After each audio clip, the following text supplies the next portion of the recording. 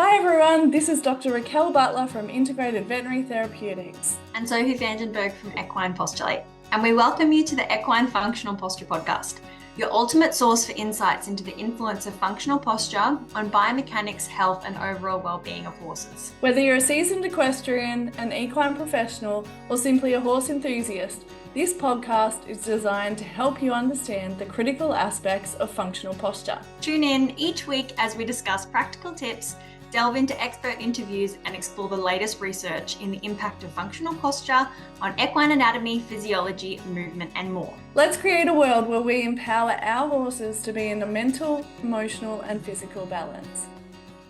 Hi everyone, this is part 2 of foal training. So we're talking more specifically about 3 common handling skills that every horse needs to learn as a foal. And Sophie's going to go through her kind of methods for that, which is going to be super valuable if you have a foal and you're working with them, because I've seen the damage that's caused through inappropriate pressure.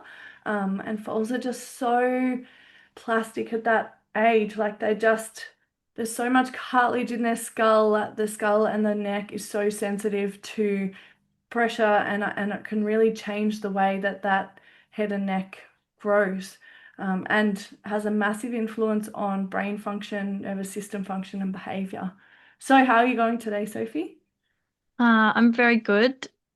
Yeah, we're talking about 3 common handling skills every horse needs. So those 3 are introducing pressure and touch, and then also the foundations of haltering and leading, and also picking up feet. So the steps going through to make sure that that's easy, makes sense, and overall just so that nobody gets hurt. Like you're saying, they're so plastic. There's lots of small, like chronic issues that come from even like small amounts of consistent tugging and pulling on their head.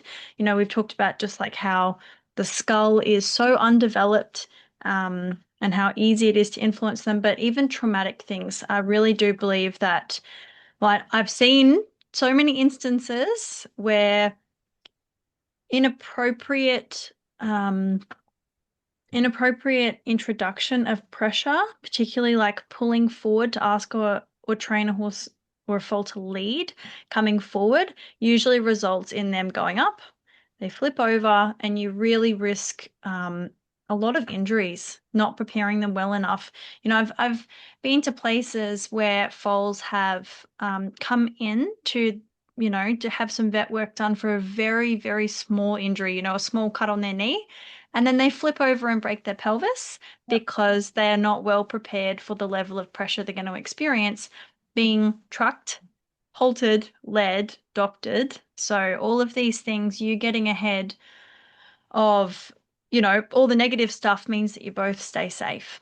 Yeah, I've seen that as well, and I've also seen foals like die because of their inability to, well, it's human error really in the pressure, as well as the foal not understanding the cue of pressure. And again, they flipped over, whacked their head, and died. But there's a lot of foals that have a lot of damage just from not even that degree. Like they don't have to rear or pull back to cause damage. The skull, all the sutures in the skull are so open. The underneath side of the top of the skull, so just at the pole, is all cartilage at that age. And that is right over the spinal cord. So that kind of pole area is such a sensitive area, and we really need to take more care and not be pulling on it at all. Like we just need to teach them to appropriately respond so we don't end up in those situations. And it is very difficult, and I mean, I've been, involved with it with Ellie, and even when they pull back and they're not tied and they're just pulling, into pressure, that's enough to create damage in that area. So, I will see foals when they're born and have a look at them, and then I can rock up to a foal and go, what's happened? Because you can see the change in that first vertebrae of the neck, the tension around the pole, and the way they hold their head. And so they often kind of hold it in a bit of a more flexed position. They don't, they turn their whole body to look at things. They stop kind of just moving their head and neck. They don't have as much variability in their head positions. And when I see that kind of position and then the neck shape starts to change, I'm like, at some point, this foal has pulled on the lead and it's created a tension pattern. And obviously, we did the podcast with Emma, which is really important, talking about the effects of pullbacks. Um, and then we did the other episode talking about like foals and birth trauma and, the influence of that. So that's an important thing to recognize as well as you're training the foals, because if you can be a little bit more aware about their physical challenges and when people tell me, oh, my foal just has a short neck and a long legs, I'm like, I don't think so. I think your foal has probably got birth trauma through the rib cage, the base of the neck, the thoracic area, and they're kind of compressed Yeah. through that chest area, and it makes the neck look short and the legs look really long. I mean, we do have some that, because of the way we've bred, that do have super long legs. Some of the warm bloods and things, but often it can, yeah, be significantly influenced by dealing with that birth trauma early on. So, Definitely. And so you've got a whole lifetime ahead of them. You're influencing really soft structures. You think about babies, and what we know now, right down to the point of you don't want to spend too much time in a jolly jumper because you influence their hips. When you pick them up, you want to cradle them, not pull on their arm while they don't have any they don't have the strength and the integrity of those joints. So, they really are, they're babies. And so being careful with them sets them up. And you're talking about head and neck posture and the change just through there. You imagine then if you don't get on top of that, then that carries through to every, the next few years of their life. And people say, oh, this horse was meant to be a such and such jumper, or this horse was meant to, perform really well. But a small restrictions like that, it's not just how the horse feels and whether it's nice for them. Like you're going to get a direct impact in your ability to have a nice moving horse. yeah, 100%. And the one thing that I just want to make as a point before we begin is that foals, in my opinion, should not be ear twitched.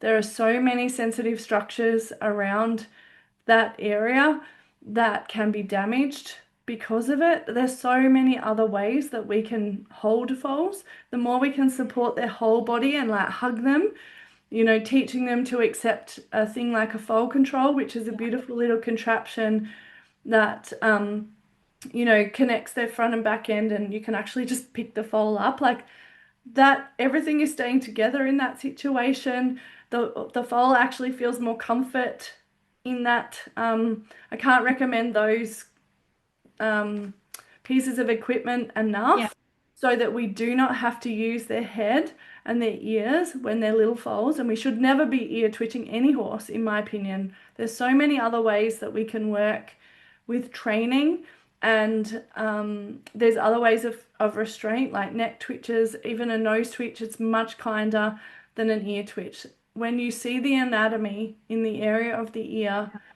you will understand why that should never be done. I have seen cartilage damage from ear twitching, like fractures in the cartilage, um, all sorts of things. So please learn how to handle your foals in the best possible manner and be very mindful. Some vets always ear twitch, and it's not okay. Like it's a thing that we really need to move away from.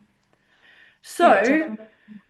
in talking about that, let's go through so we can actually help people. So when you're first like introducing touch to foals, what's your process with that?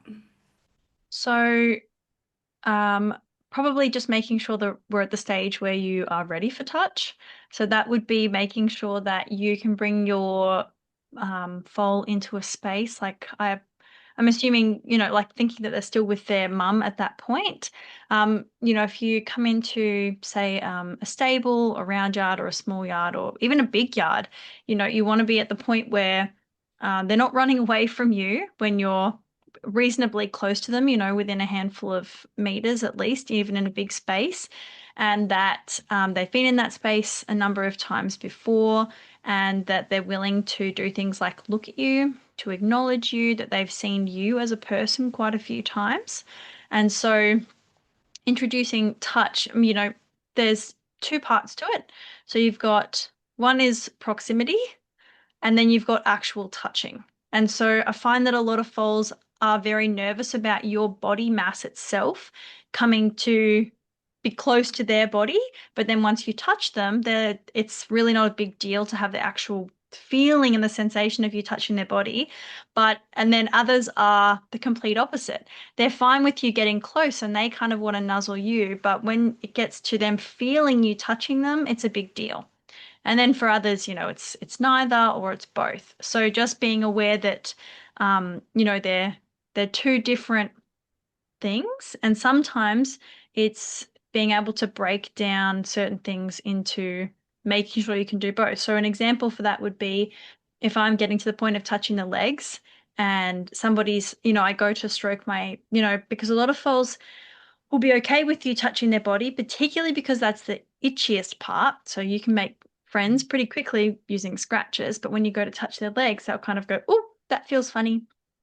And so breaking it down to, well, if I stroke the air half a meter from your leg, like all the way down to the ground, and then I take a step back and I wait, and then I do it again. How do you feel about that? And then I get closer. And so just breaking it down into parts. So, you know, you've got your pressure component, like your proximity component and your touch component. So I think those are two big things to understand being there. And of course, we're aiming to have them feel good about the touch too. So when I say like breaking down coming in for touch, I'm talking about it with the aim of having an experience where I haven't just flooded them, like I'm not just doing hands-on, like you must experience this until My you kind of, touch. yeah, you get used to it. I want you to feel good about it and not feel like you were scared in the process where we got to it. You have to stand there. Yeah. Yeah, you have to stand there. And that's because you either get a shutdown fall or they injure themselves, spinning and whacking their head on a pole or something, which we're avoiding. Um, but so yeah, definitely that proximity and the actual touching, and also advanced retreat. So advanced retreat is where you would come in towards the foal until you pick up that they have maybe just a little bit of I would say wariness, just become more aware of you. That is a point at which, you know, I need to pay more attention to you because I'm not sure right now whether or not I am going to feel good about if you keep coming closer. And at that point, I would either just wait or I would immediately step back.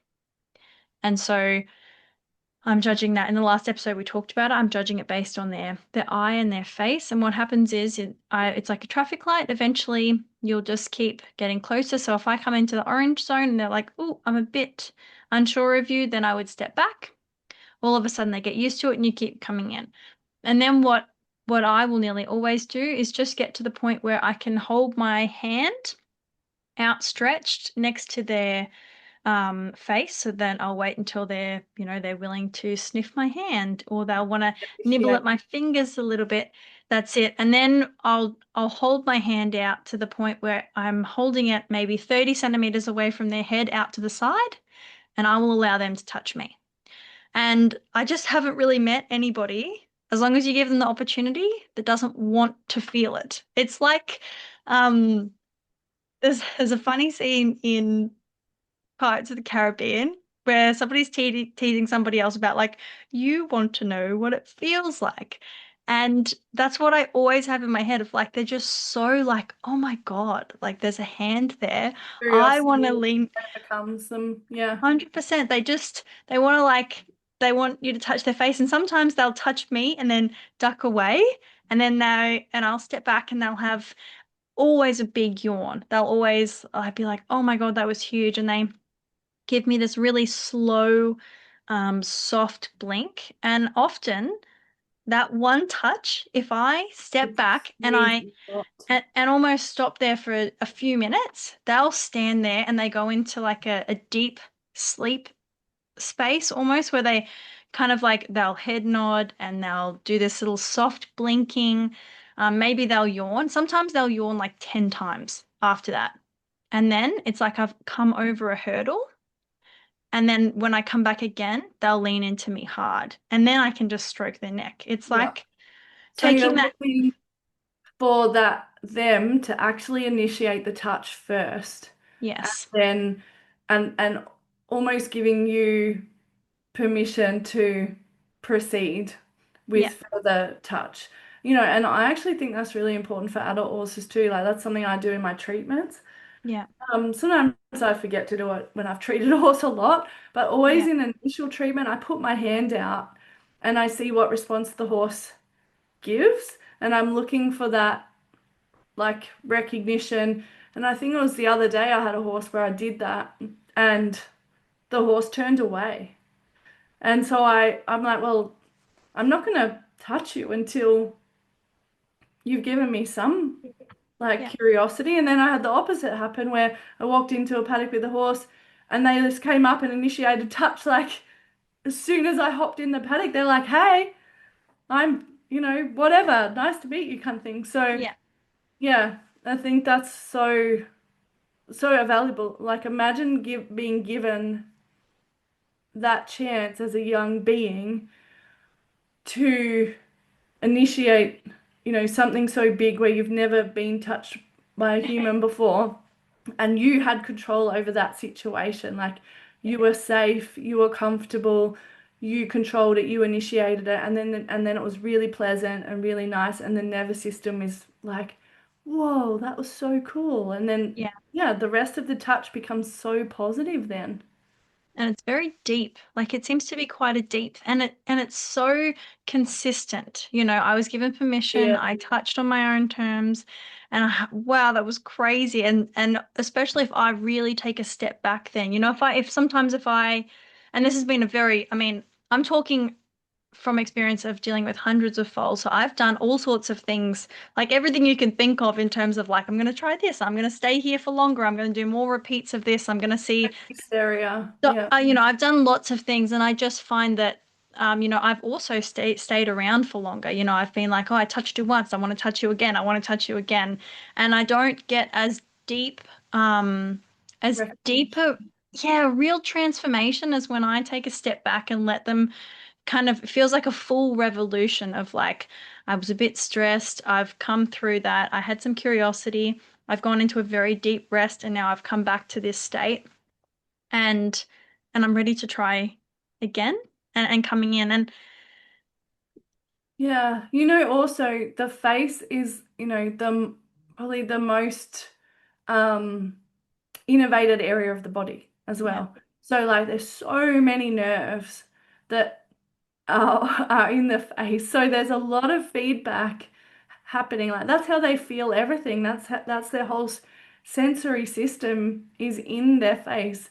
yeah, And so having that as a first experience, there's so many sensations that are going into that. Like there's touch, there's smell, there's the vibration through the vibrissae, which we know as the whiskers, but they're actually more feeling vibrations. Like the skin is so close to the fascia, there's the connection, yeah. proximity to the brain. Like it's really makes sense to make the face the first area of touch unless they're, Yeah. extremely head shy for some reason. Yeah. And I think that you might get different results. Like, so you might come in and say, I want you to have a touch of my hand, and then maybe they have um that deep sleep, and then you come back and it's still, it's an improvement. Maybe it's not, some foals are just like, yeah, okay, you can touch my neck and you can Yeah, touch like my waist, anywhere. Yep. and it's fine. And others are like, okay, I need to do that a few times, or I need you to touch me on the other side as well, and I need you to go down this neck and then that side of my neck. Um, and I just, if I can tell people the way that I touch them Yep. is lovingly. Like With I what think part that, of your hand? so I use the back Yep. of my fingers. So I'm used like sort of between your middle knuckle to your nail. So I use it there, and I kind of, it's almost, yeah, it's a loving, like as if you would stroke somebody's face Like lovingly. a baby's face. Yeah, or yeah, like a baby. And what I aim to do is I don't aim to push into their tissue. I just aim to slowly stroke with like as So the if I'm, speed is really important. The yes. part of the hand that you're using and your intention. Like you're coming from that like really calm, grounded, loving space. Yeah. And there is some studies. It's a C type um oh, I can't even remember the name now. It's what they've realized is that the way that you stroke a child has an influence on their heart rate and calming. And so it's it's a C alpha fiber or something like that that takes on the information. I'll have to look it up now. Yeah, Um a and certain nerve fiber that's receiving that information. yeah, Yeah, and so it it's has a a very massive, powerful connection to the yeah, brain.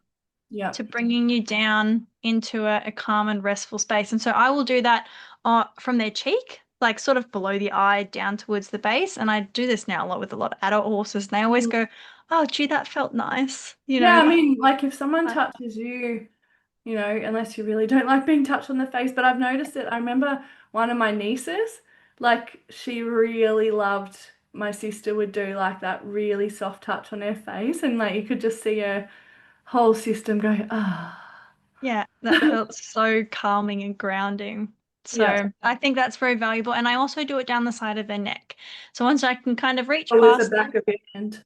again, yeah, and then sometimes I will flip my hand, but I'll and even if I'm using my fingertips, they're a little bit more powerful, once you sort of begin to understand like the intention of, the front of your hand as opposed to the back. But I'll aim to be soft and slow, and I'll do that. I try to do that before I'm doing scratches. So Yeah. because it's really very soothing and lovely, and scratches are great for making friends.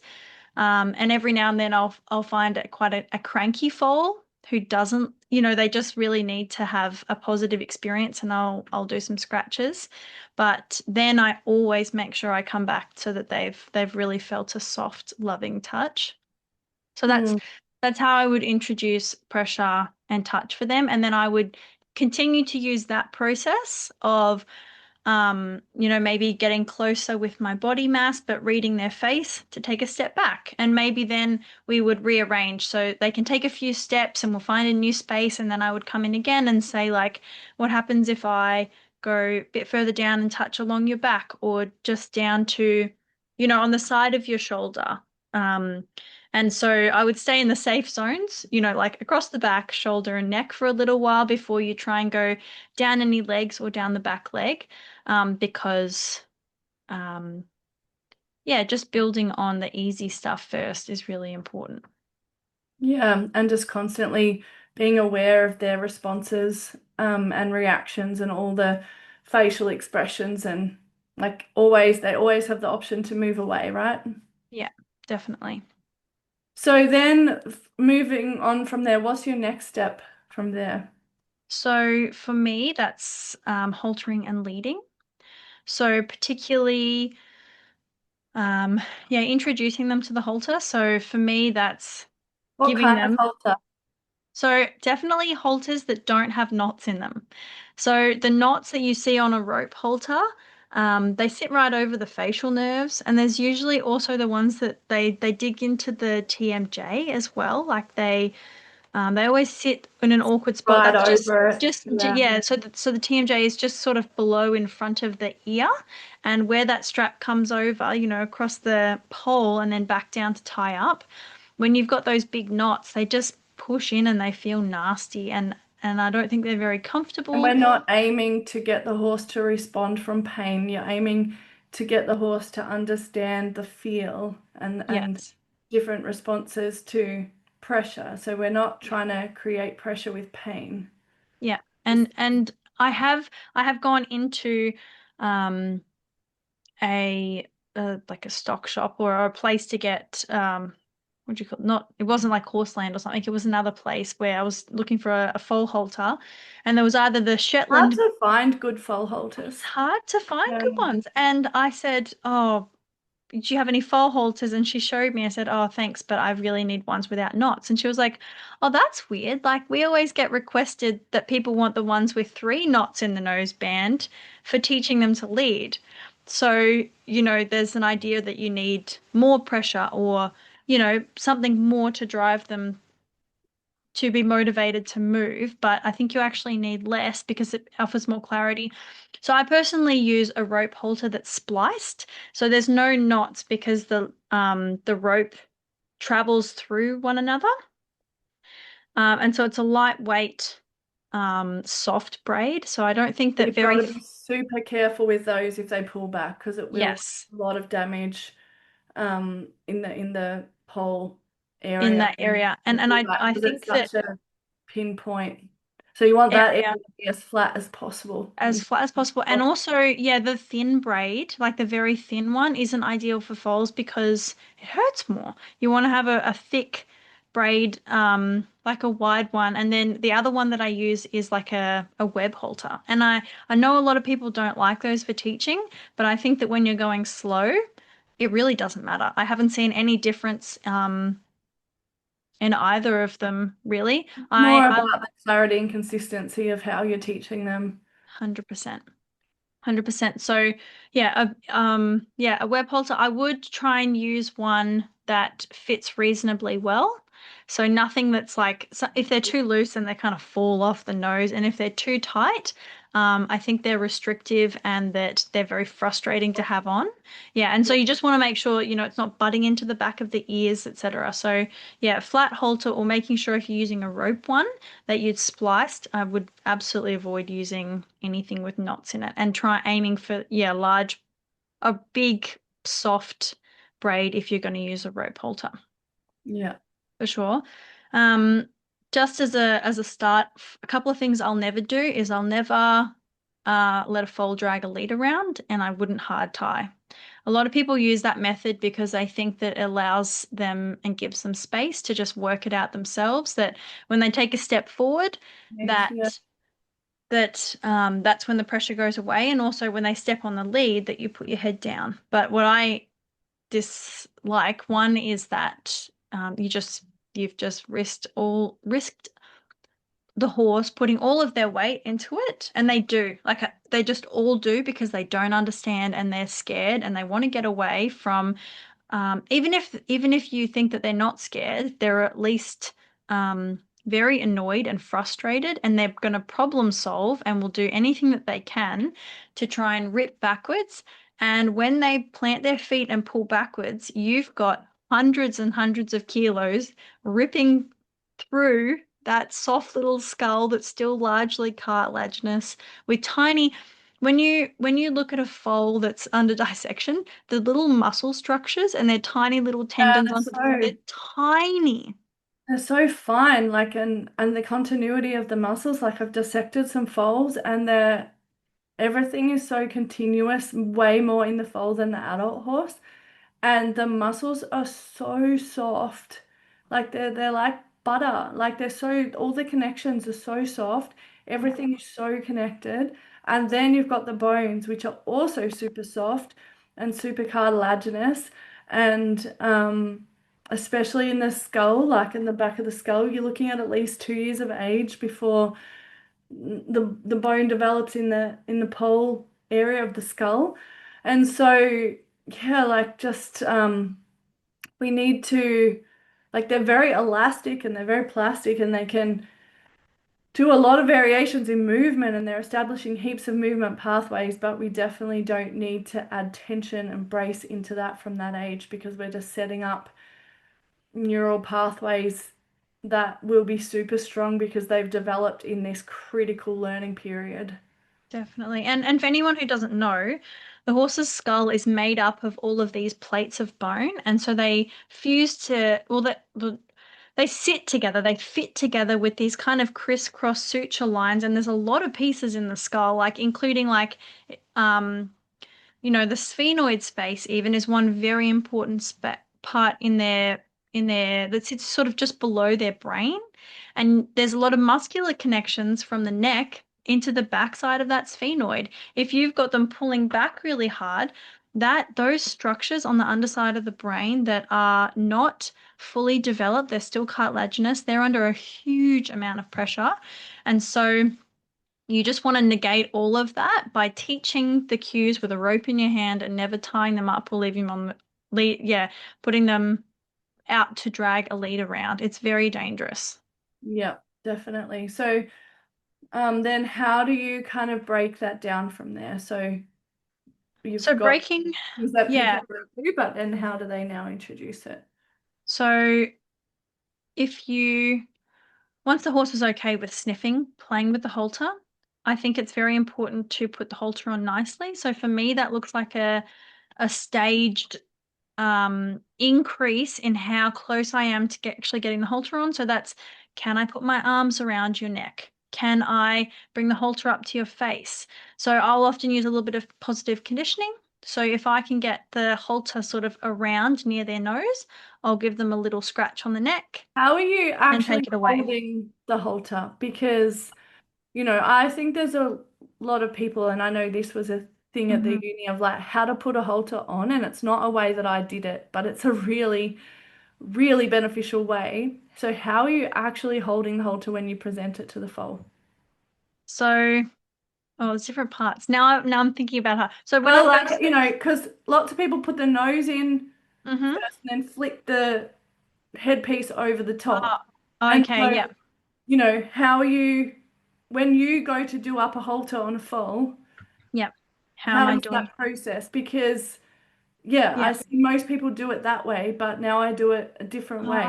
Yes, yeah. So how I would do it is I would pass the pole strap. So I put my hand over their neck and I would pass the pole strap to my hand. So I've kind of like So I've you're looped it facing the around the same neck. direction as the foal, and Yes, so yeah. you're putting your hand that's closest to the foal over their neck. Yep. Yes, yep. And then un my other hand, I'd go under their neck and I'd pass my hand that the strap that's going to go over their neck. So I've basically kind of held it like a loop around their head and neck. And then with my left, well, my outside hand that's kind of near their nose, I would use my two hands to open up the halter and I would place the nose opening in front of their face.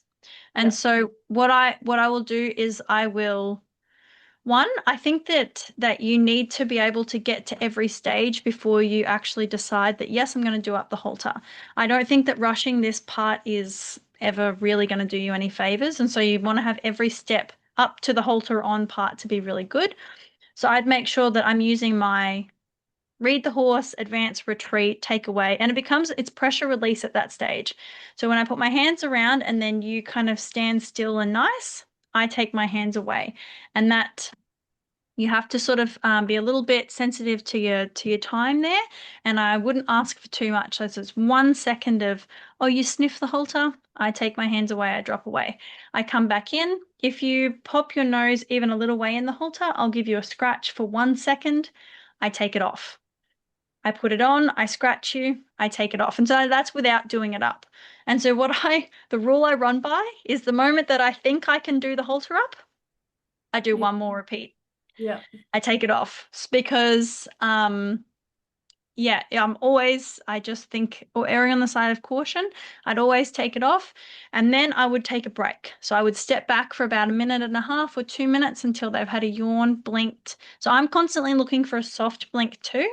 Horses blink obviously, but a soft blink is a thoughtful blink. If you watch for it, it's kind of like a yeah, it's quite slow and it's Yeah, it's like thoughtful. a like a recognizing blink, isn't it? It's kind It of like, is. oh, Yeah. there's Yeah, something. it's like a little nod, like, oh yeah, I've just thought about Yeah. that. And so that's a feature that I use a lot to make sure that I've really entered almost come back to a neutral, especially if we're a little bit stressed, then I'm like, oh yeah, I need to Really know important. that you've come back to a lower point and I'm not just adding to the stress you're experiencing.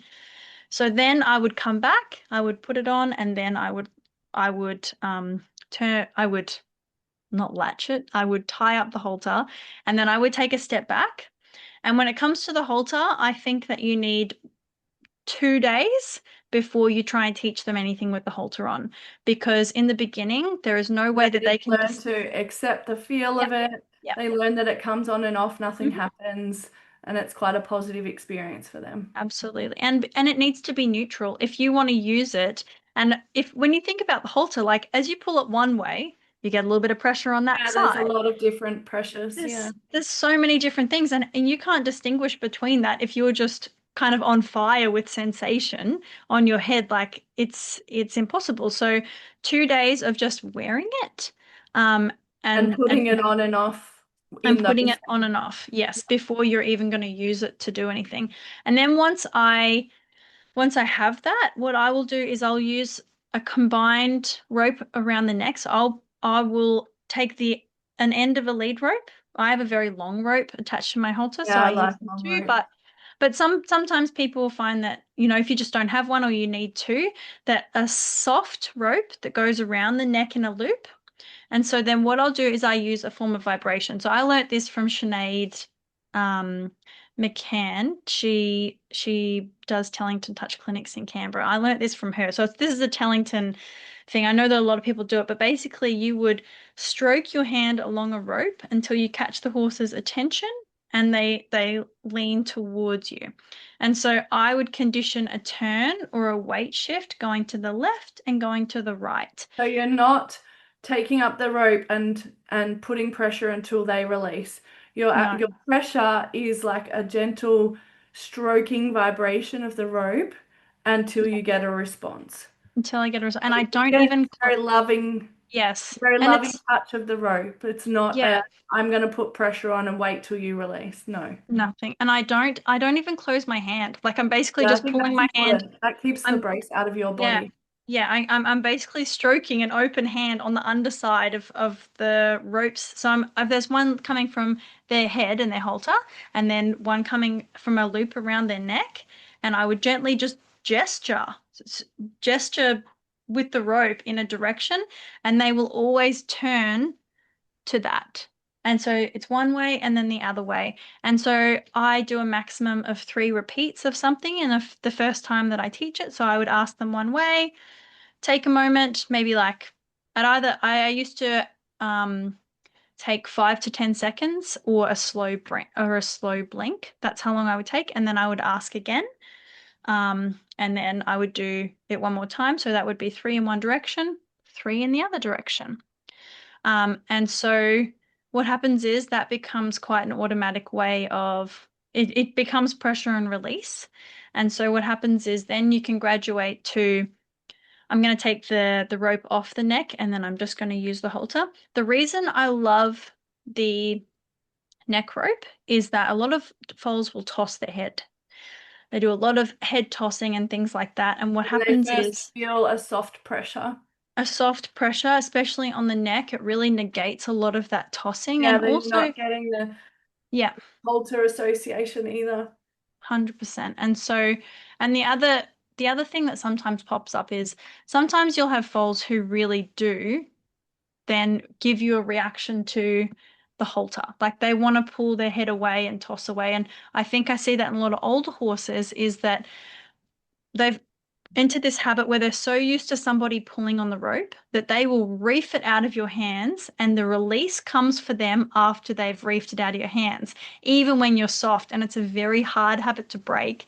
And so, what you'd like to do is never build that. So, when you have a rope around their neck, you can use a soft amount of pressure to make sure that there is never going to be some kind of, if I rip my head away, I'm never going to end up getting some great big release when I Hitting pull it away. pressure. Yeah. Yes. Yeah. And so never having to, if you're never holding onto the lead rope, they also can't pull out of it because if you only have a gentle level of pressure, the rope just streams through your hand and you keep that level of pressure. So there's no great big release at the end of that and you've got the neck backing you up. So that for me is a big one.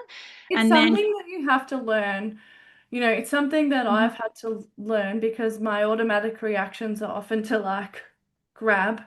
And so it does take a fair bit of self-awareness to learn how to like follow the feel of the foal as well. Like you're actually like Mel Fleming talks about it a lot in terms of like blend, meld, follow, and you like match their feel, and then you Yes. can direct them kind of back, but you don't want them to pull you that way and then you pull on them and then like you said they get the release after they've Yeah. pulled you off balance or pull the lead rope out of your hand. And it does take a lot of practice. So it's really good to practice that with older Yeah. horses Yep. and like following the feel and then directing the energy back. And like, I know with Ellie, the difference that that makes is amazing. Like, because often when she's anxious, she'll pull and like say I'm going to do this and I'm going to do that. But if I can blend, meld, and follow and then direct it back, it's like all of a sudden she's following me and she doesn't even know.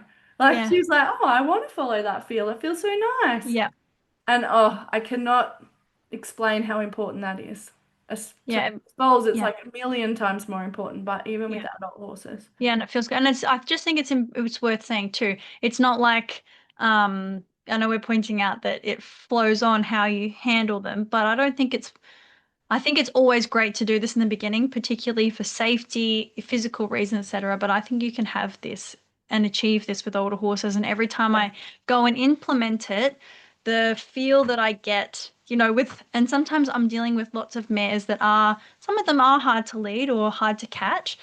And within 3 or 4 days of sort of doing this with them, they're just like absolute putty. They'll seek you out doing whatever, and they love being super soft and they love when you wait for them.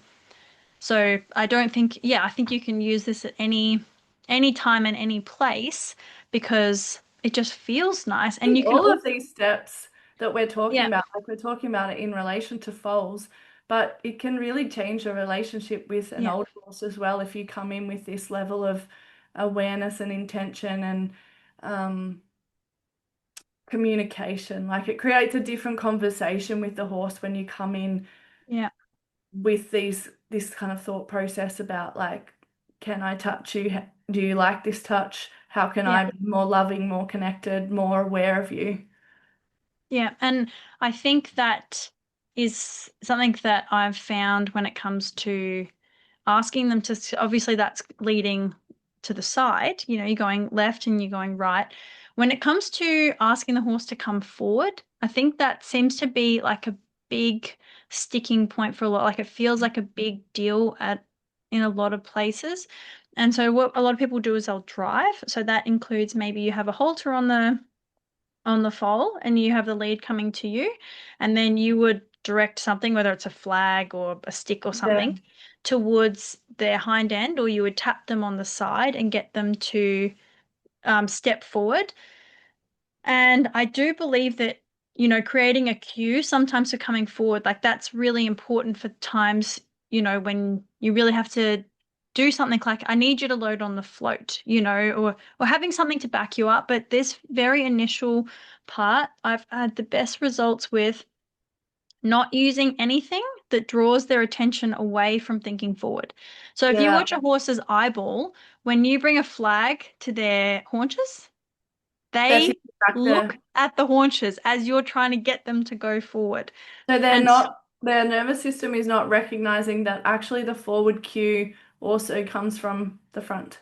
yeah, 100%. And so what I'll do is I'll start using the same principle. I might gently stroke the rope coming towards me. So by then, I'm a few days in, so I'm not teaching this from day one. Like I think it's a lot to ask to just be like, lead forward to me from the very beginning. I don't think it's the first thing that we should teach them.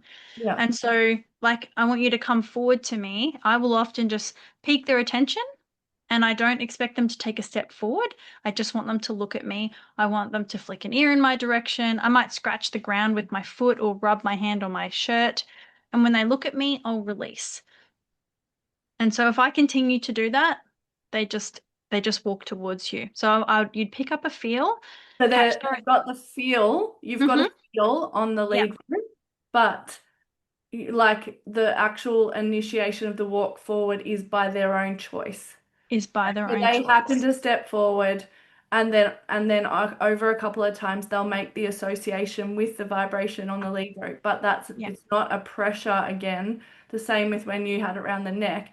It's not yeah, a pressure that's release when they step forward. It's actually like a suggestion of feel, and then Yeah. they initiate that forward motion. That Yeah. is so important for everything that they do, especially when we go to like Yeah. rehab and stuff, that horses know how to initiate their own forward and their own Yeah. stop. The only thing I'm trying to shape is their attention in the direction of thinking towards me. Yeah. I don't want to change their balance. I don't want to pull them off. And I certainly don't. They always pull backwards the first time. If you pull on their head, they go head up, Just go to a start. automatic reaction. We do the And same thing, right? do Like the if same someone thing. Yeah. pushes us, our automatic reaction is like to push back. Otherwise we Yeah. fall over. 100%. And um, so when you do ask them forward, it's also the formative memories. Like your first memories stick The with most you important. really and you just want to make them as good as possible. So soon, one or two repeats and what happens is they just come forward and then you can receive them lovingly, like with a scratch or, some kind of reward. And then so for me, 3 times on the first day, sometimes they don't walk towards me, but the next day they always do. Like Yep. it's nearly predictable unless something else is really going on. But sometimes at the very end of a session, I'll be like, okay, we're doing forward today, like you're at that stage. I'll ask you 3 times, and I'm conditioning your attention to Yep. focus on me and to think towards me. And um and then I do release. So I have a feel and then I release the feel when I catch their attention. So you're not concerned if on the first day they don't walk towards you. If you every No, time you kind of put that feel through the rope, if their attention comes to you, that's enough. And you notice that then the next day, even if that's all you've done and there's been no forward motion, you notice the next day there's always a progression. always. And I think that we're Very important. obsessed. I think like there becomes an obsession with moving the feet, and I don't.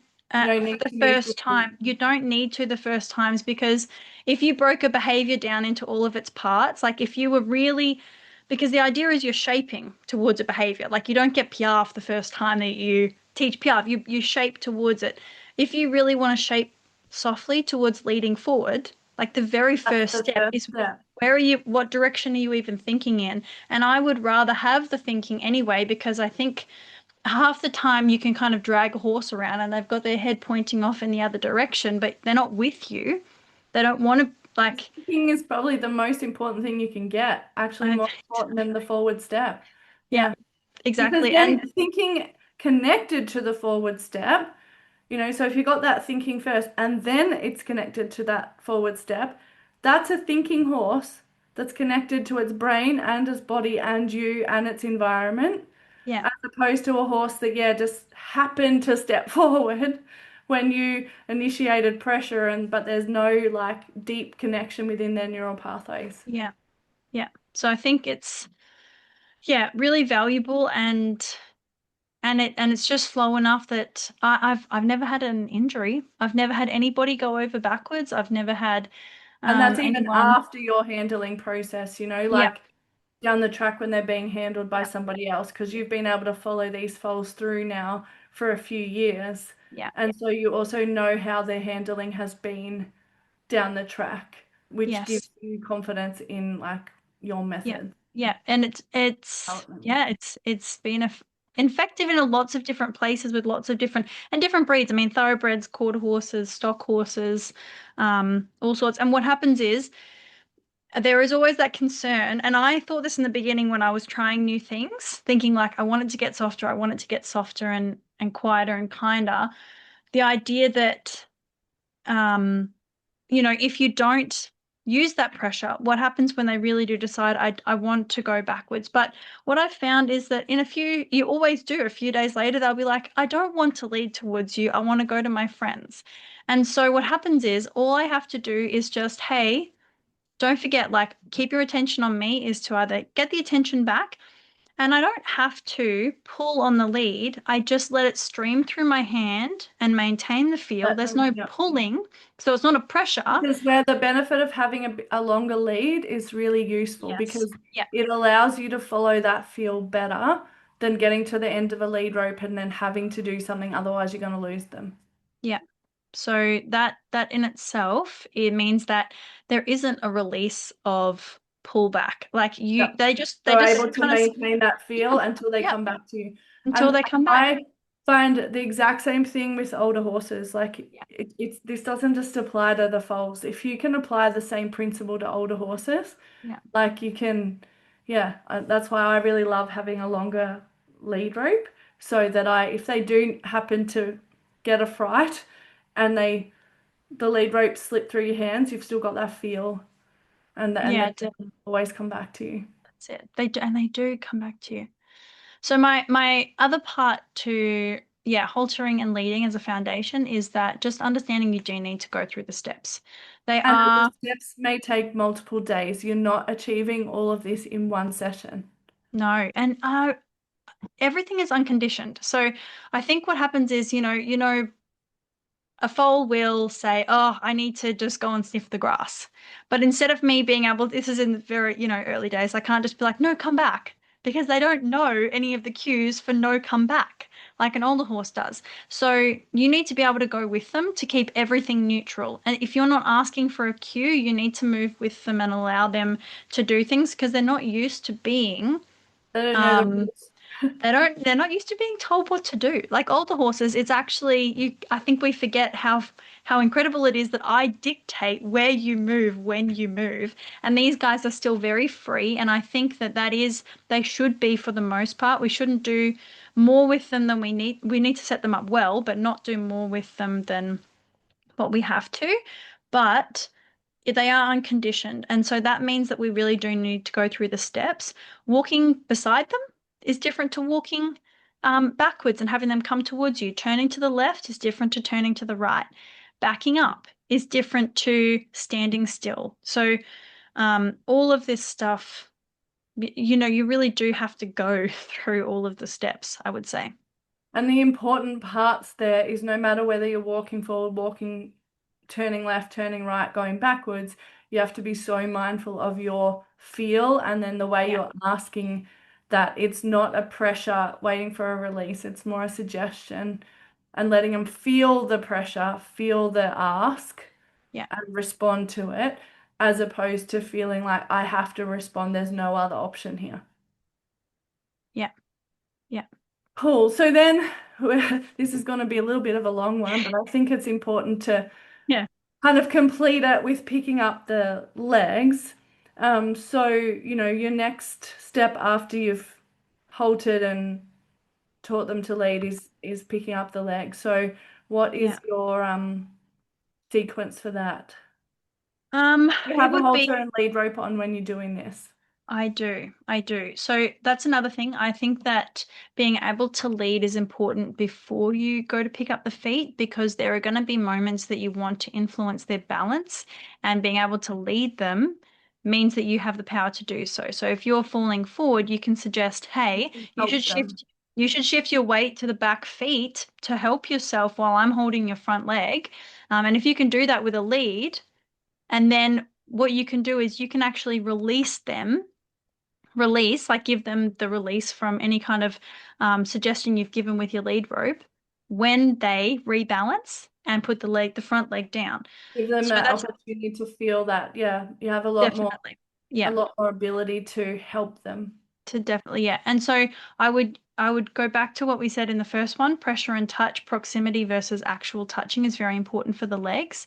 So I personally, I would condition touching beside the leg, having, my hand there, and then I would condition me bobbing down next to their front leg. So the mass of my body they need to be okay with me standing next to them.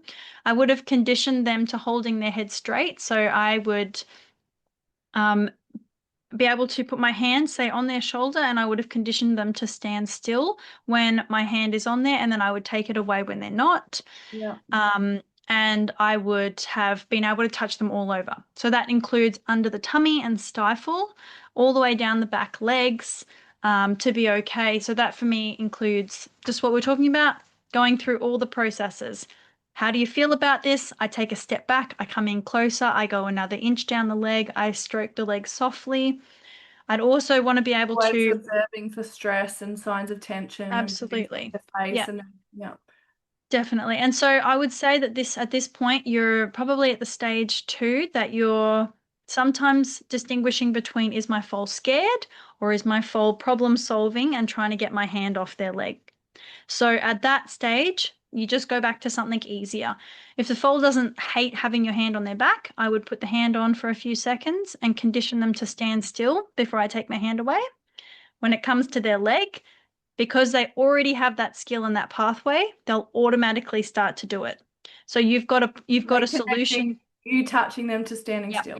Yeah. But I wouldn't do it in the hardest space. So what I want to be able to do is I want to touch their legs all over and I want them to stand still while I touch them, In a but relaxed space. in a relaxed fashion. So I would, yeah, I would want to be able to hold my hands on for a few seconds and then kind of just be able to stand and absorb that. And then I would take my hands away. So even though I'm releasing for them, I want them to be relaxed throughout it. And then once I can do that, I can touch them all over, up and down their legs, and they can stand still for me.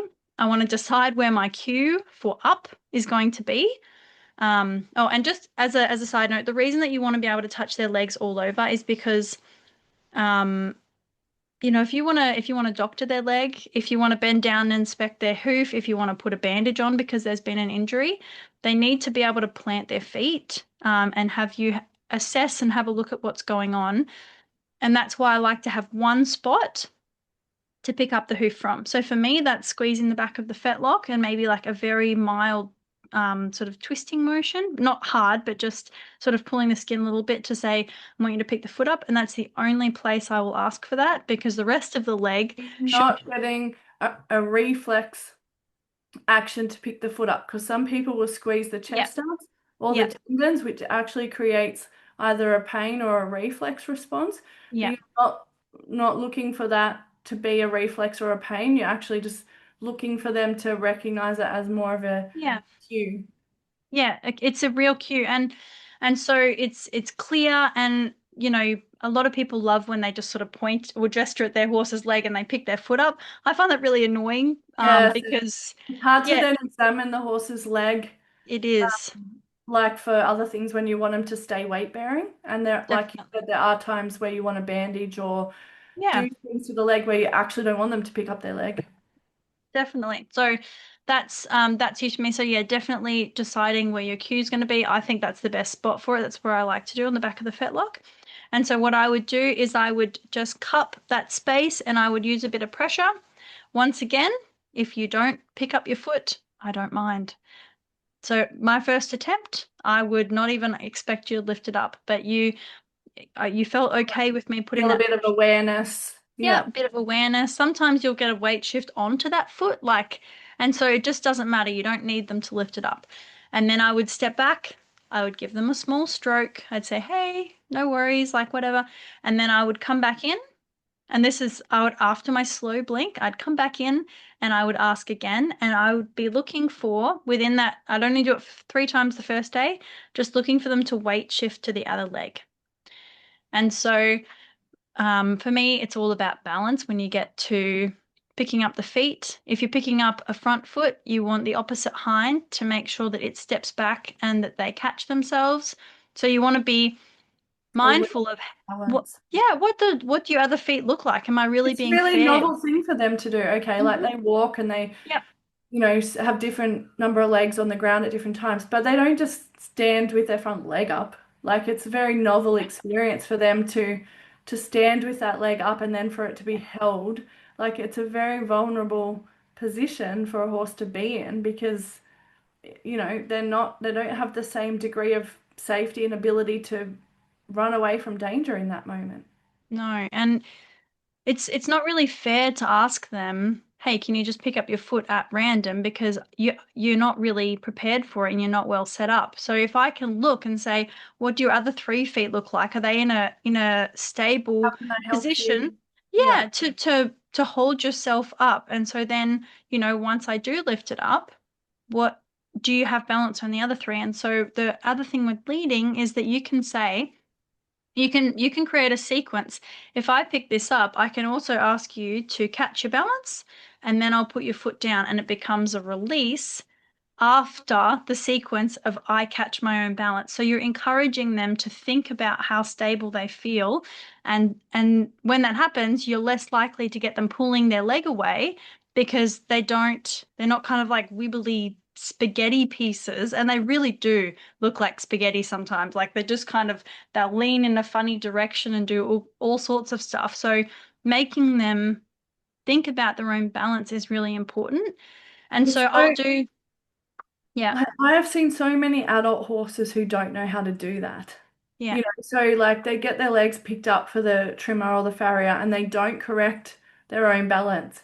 yeah, And people aren't aware of it. So they just go in, pick up their leg, don't even look at where their other legs are. And the horse themselves doesn't correct it. Like they just stand where they were standing, which is awkward. Then they get fatigued, then they yeah, wonder why the horse pulled its leg away or suddenly had to pull the leg down. Like it's actually a skill that horses need to learn, that they have control over their own balance, and we need to learn to be super aware of that because yeah, it surprises me the number of people who don't look at that before they pick up a leg and the number of horses who don't correct their own balance.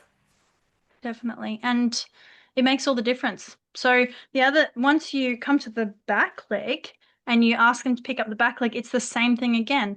You don't have to pick it up the first time. Then when you do, all I'm asking is for a weight shift, and then I'll take a break. And when I come back, so for me, what happens is all the biggest thing with the hind legs is that you don't want to throw them off balance. So I will often, once I have the hoof, I will actually lift it up under their tummy and I'll almost scoop it up underneath them for the first day or two because all I want to do is just make them feel like their pelvis hasn't dropped. It's not doing Yeah, anything funny. like you're not kind of adding to their balance struggle. You're trying to No. keep that in a fairly neutral position. Yes. And so I'll just, yeah, hold it underneath them rather than taking it out the side or out the back. And then what I'll do is I'll gently scoop it, I'll lower it softly towards the ground and then begin to scoop it out behind. And so what I'll also often do is I'll put my hand up on their rump and push them forward a little bit. Like, don't forget that you can balance on your front legs so that you don't lose your weight. And what happens is so so this is all within 5 days. It's incredible when they feel comfortable and it makes sense. Within 5 days, you can usually go from I've never had my feet picked up. Besides, you can stroke my legs to the farrier is going to come tomorrow and we're not going to have an issue picking up our feet and having a full trim. And that includes taking it out behind and pulling the front feet forward. Like it happens so quickly It is when they feel easy, but it's supported. not, right? Because Yeah, you're still taking five, like, so this is like you're up to kind of 10 sessions now, right? Like yeah, 10 days. yeah, You've still taken 10 days to get to that point. Like you've done yeah, whatever 20 minutes maximum a day roundabout for 10 days. You've had consistency, you've had awareness, like, but it hasn't been large sessions and you're trying to avoid getting to a place of like stress and pressure and um, uneasy behaviors. But it's 10 days. It's not a couple of sessions no, and there over a few months, or it's not five bigger sessions over 5 days, or it's not three bigger sessions over 3 days. Like it is 10 smaller sessions over 10 consecutive days yeah, where you've kind of built each day so slowly. And so, I think we often try to achieve this quicker than 10 so days. quickly. And Yeah, also, it's a couple of sessions here and a couple of sessions there that might have been longer sessions, which are not necessarily more beneficial. And so, setting aside these 10 days, yes, and maybe you do it in 5 days and 5 days, like, but if yeah, you can yeah, set aside like sequential days to get to a point, yes, yeah, now that's where the learning is so integral and it's just the quality over the quantity. Like it's not, and that you're not getting to leading in one day. You're like the haltering process you said was a couple of days. The touching Yes. process before that was at least what, 2 or 3 days. Yeah, I mean, I'd normally have the halter on within a few days because it happens so quick. Like, but yeah, But so it's like still a few a days, day, right? yeah, It's it's not in still, one yeah, session. yeah, I just don't believe you can rush. I think it costs you time in the long run. Yeah. Yeah, because, I think we often do all these things in one day, then we do it for 10 days. Yeah, You know what I mean? Like yeah, rather than, and that actually has just flooded them, overloaded their nervous system. yeah, They haven't been given the time to process the information. So, that smaller sequential steps is just cannot, yeah, we cannot kind of reiterate that enough. yeah. Going slow, yeah, yeah, saves time. Usually, the slower you go, the more consistent you are and the more time you Yeah, give them to think. And so yeah, my schedule is um it's 20 minutes thereabouts of actual hands-on being with them in a space, not including, well, it's about 25 once you catch the mare, you maybe greet the foal, you walk in, they see a space. But in that time, you are doing something, you step back, you let them a lot of process. waiting. Yeah. Yeah, and so the general rule is, I mean, for me, it's no more than 3 repeats of something new per session. The idea is that I've read you wouldn't do something new for more than 5 minutes because the new pathways that you develop, so they're actual brain connections, they actually have to grow, which is another reason that sleep overnight is so important because of the consolidation of a memory, the physical memory, like the dendritic connections are being formed in the brain.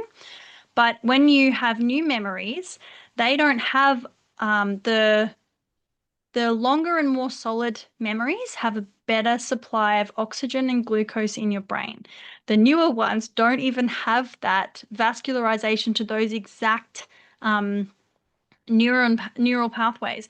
And so the more times you do something, they actually fatigue. Yeah. So then And you so actually lose all the value. it's better to do less repeats, better quality ones, and try and get them right the first times than do too many. And so I personally am frustrated some days, even myself still, Like because I've not made enough progress I've today. not made enough progress. It's 20 minutes, but I stick to it. If I hit that alarm time, I let them go. There's a few very difficult foals I come across, and I will do a morning session and an afternoon session because I need a bit more time. But I do not go over that time frame. And I know I didn't say it earlier, but a big thing to watch for that isn't, a stress sign or whatever, it's being tired. And Yeah. so, yeah, sometimes when you get to the point where maybe you're like, I want to pull on the lead rope because I want you to practice your turns one more time, and they literally stand there like a little zombie. They're just done, and you need to quit. And I've had to learn that myself. It was a hard lesson for a long time because you're trying to do a good job and get as much done as possible. But it's very valuable to just Stop. if they're just not, if they really do look like a little zombie, is to quit there Very and stop. just come back tomorrow. Um, so that's very valuable. The other thing is that if a foal wants a drink, they always get a drink Yeah. because You don't I've, miss that. yeah, yeah, it's just something you can't really come up It's their against. way And of regulating their stress as well. yeah, yeah, as well. And so I'll never stop that. But yeah, that would for me, yeah, picking up the feet, coming back to that, and rounding that out is definitely the balance, is very important. And, like you said earlier, there are so many physical issues that can come up. So if your foal can't pick up a Food. certain foot, sometimes it's not that leg, it's the one that has to adjust to balance and making sure that, looking for things like, does this foal always rest a leg? Do they seem to have any physical issues? Big split Do they stance always is block you on crazy. one side? Like, do they Yes. not as Yeah. happy to do it in one direction? Yeah. Yeah, it's really, and also the other thing I'd add to that is if they're not learning appropriately. Like if you don't feel like they're able to retain the information and you've tried slowing it down, there's usually a physical reason for that. Like I've been called out to foals because they're not learning properly.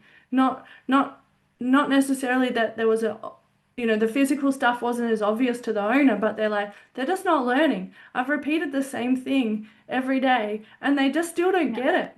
And to me, when a foal is just not getting it, there's a reason. There's a physical imbalance in their Yeah. body that their body is more focused on and it's not able to absorb the learning. So I think that's really important Yeah, part. and at that stage, you should be able to get a body worker out because you've done enough Yeah, enough to little make handling.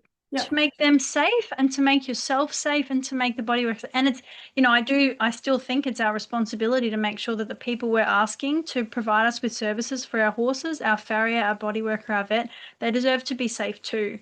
Um, yeah.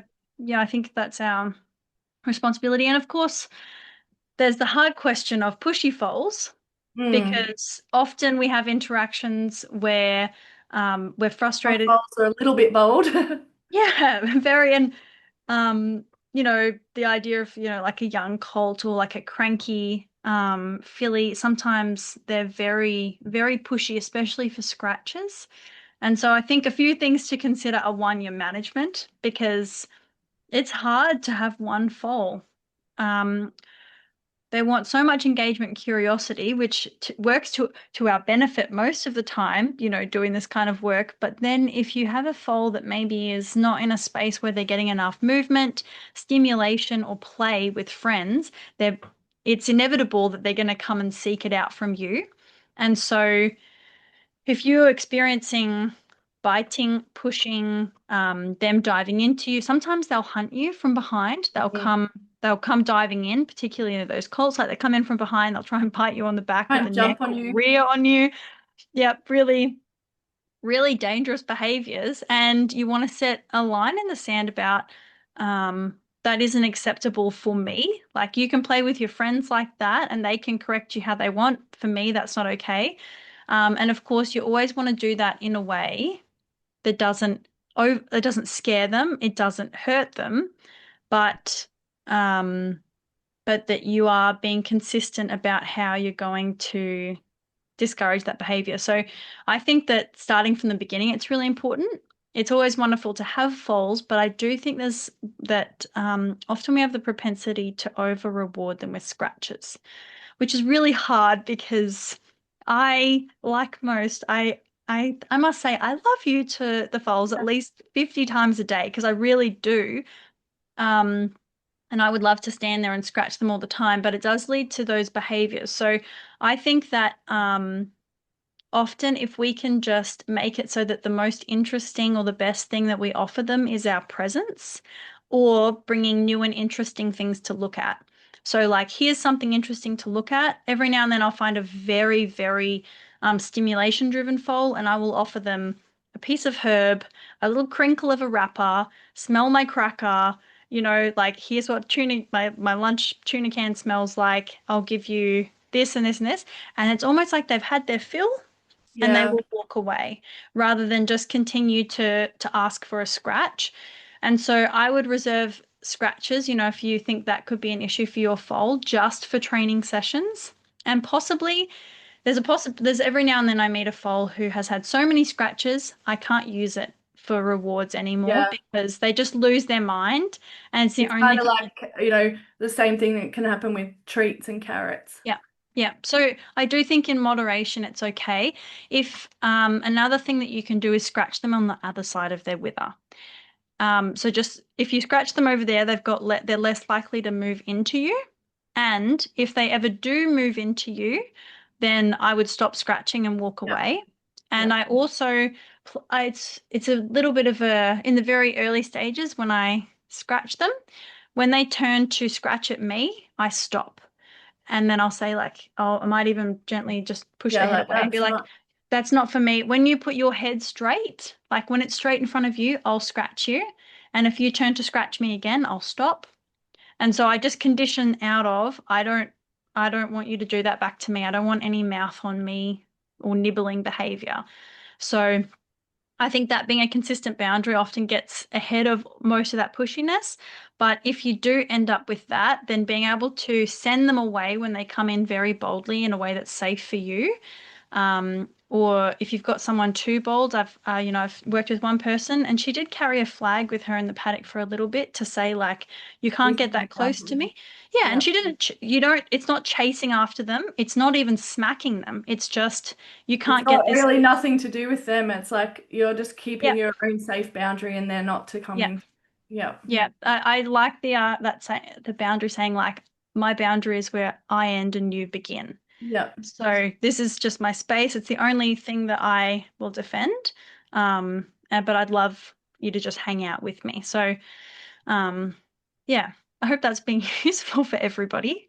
Yeah, I think it's a great episode. I really hope that a lot of people can listen to this because I just think it's valuable not just for foals, it's like really valuable for adult horses and the way that we teach them things as well. And you can re-establish a lot of this with an adult horse even when, it's not perhaps been done correctly at the start, but just being consistent and aware can make such a difference. So yeah, my takeaways are like treat them individually, Yeah, recognize their stress signs, like looking at their facial expressions, constantly monitoring and being aware of them, their balance, their posture, recognizing their fatigue.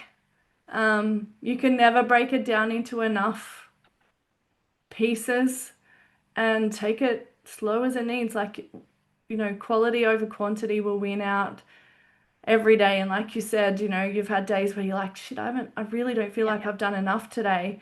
But then the next day you're just leaping ahead in yeah, pounds. And I've had the same thing happen with rehab where I'm like, God, I feel like I did nothing today. And then I see them the next day, I'm like, whoa, that's like completely changed today. So, yeah. and And I've it's done always a better, opposite where I've done too much and I've us seen just, them the next yeah, day. And then I'm like, crap, nothing changed. yeah. Or I've taken you backwards. Now you're sore, or Yes. now you didn't Yes. have fun. Yeah, Yeah, and then you've got to like make it up, and it's always harder to go back and fix it than what it is to just go slower. yeah, definitely. Awesome. Thank you so much. Yeah, such a great discussion. So thanks for joining myself, Dr. Raquel Butler and Sophie Vandenberg in today's podcast. I will say, watch out. Sophie is going to have some foal training coming up for people, some online training to help people with their foal handling, and that's going to be like super super valuable. Um, so enjoy your horse time. Please subscribe to the Equine Functional Posture podcast so you don't miss our weekly episodes. And give us a 5-star rating so we can share more valuable insights and share with us any requests that you might have for podcast discussions. Absolutely. And we'll see you in the next exciting episode.